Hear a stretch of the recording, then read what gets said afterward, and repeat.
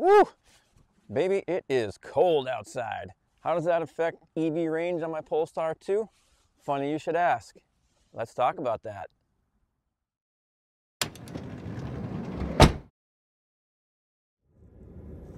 Ooh, range and acceleration limited due to low battery temperature. I've never experienced acceleration being limited by low battery temperature. Range, yes, a little bit, tiny bit. But acceleration, This thing still takes off like an electric rocket. That's why it's awesome. Hey y'all, welcome to lovely Longmeadow, Massachusetts, my hometown here in Western New England, and it is December, and it's getting cold. And today, as you can see, it's kind of a dark, chilly day. It's wintertime, just about, and how does that affect the range on my Polestar 2? Well, it's actually not too bad.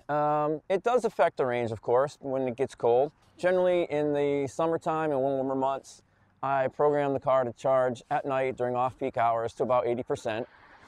That's usually plenty for around town driving and for when I do go to the office. In the wintertime, though, I program the car to charge to 90%. The reason for that is, to make up for a little bit of the range loss that you get. Now, what I've found is,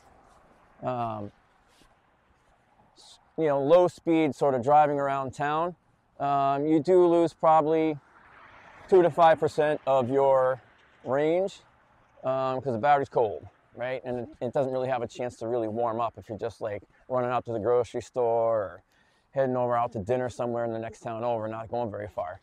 But what I found is that high-speed driving on the highway from, once you get past about 10-15 minutes, the battery kind of gets warmed up and the range loss kind of goes down a little bit. So I really found that highway driving, like taking some long trips in the cold, it's probably still maybe a 2 to 3% loss of range overall, but it's really not terrible.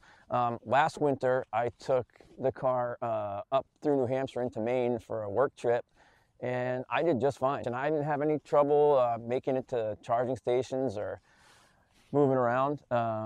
It was totally fine.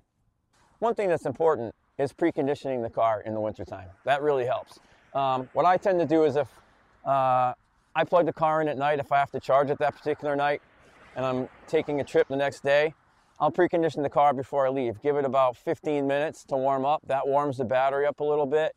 So you definitely see less of a range loss because you're not leaving with a super cold battery, just like hitting in the car and driving away.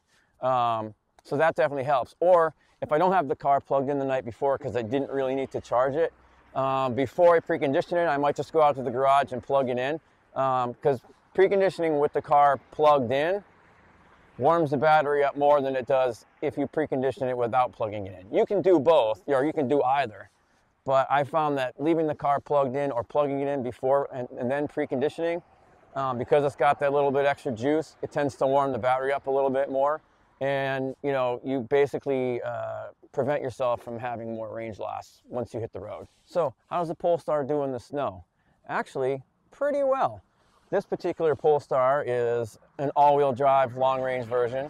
Last year, I had the summer tires on it, and I never took them off. I left them on even through the winter just because I got lazy. I didn't change them. And I didn't drive in a ton of snow, but when I did, it ate the snow. Like, it ate it, even when the summer's on. Now, I wasn't hitting sharp curves at 70 miles an hour or anything, but it did just fine. I had really no problems in the snow. Of course, I put all seasons on this year, and I'm not going to take this car driving, in feet deep of snow just to go have fun. It's not really built for that. It's not an SUV. It's not a truck.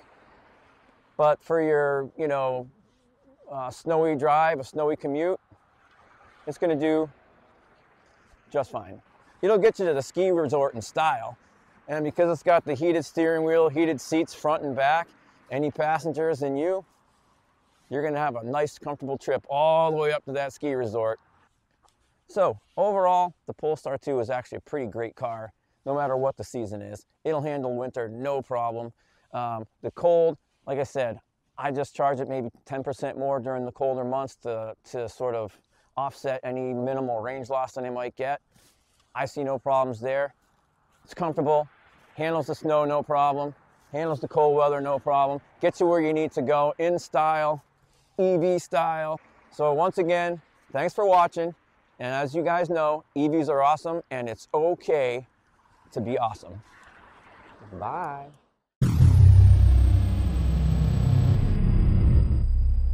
Oh, brisk.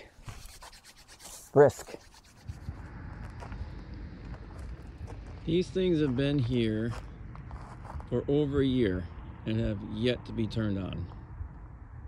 What are we doing?